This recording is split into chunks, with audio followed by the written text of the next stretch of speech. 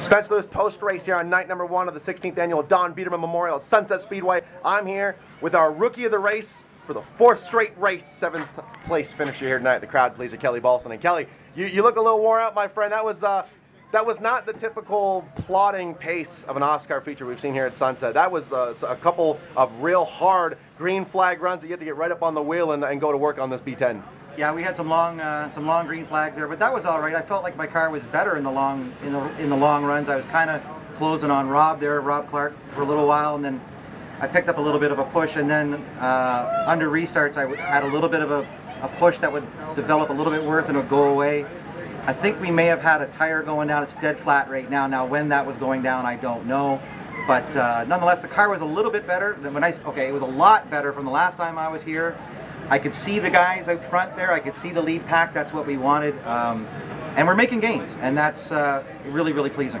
Let's talk about time trials, because I don't know.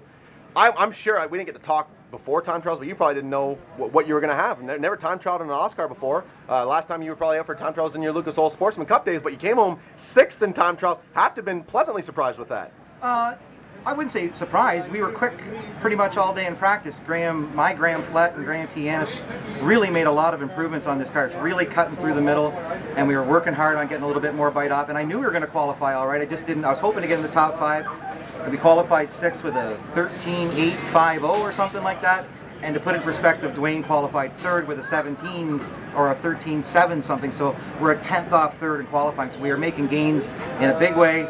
And then in the feature, it was not bad. We're just a little bit off the top dogs, but I can see them now. Now, when you sort of laid the game plan out in your head at the beginning of this season, where you wanted to be at the end of June when you're coming up to mid-season, is this right about where you were hoping this program would be at? I think we're a little bit further ahead now.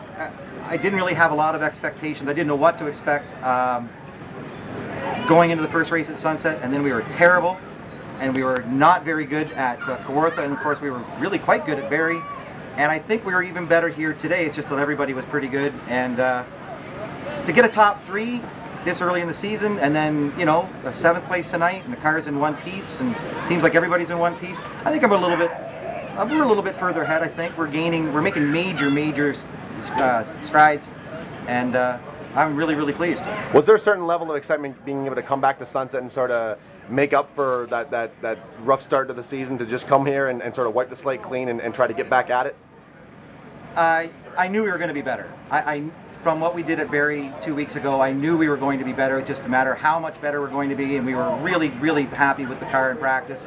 And in the feature, I think we were talking about rubber earlier on, and I kind of ran my good rubber in the heat and the feature, and I think that cost us in the feature a little bit. It's just a matter of cash and supplies and stuff like that. But we're making a lot of gains here, and it's only due to like Graham, and they're working their ass off in this car. And we were looking forward to coming back, because I knew we were going to be better, and we were. And that's what I was hoping for. I wanted to be better, and we certainly were. Now, tire wear was certainly a recurring theme in Victory Lane on the podium, talking to the guys with a pair of built motors when a crate motor won. Tire wear was a topic. Now, Roddy Cochran built you a monster of a motor, makes a ton of power, but does it beat the tires up here at Sunset?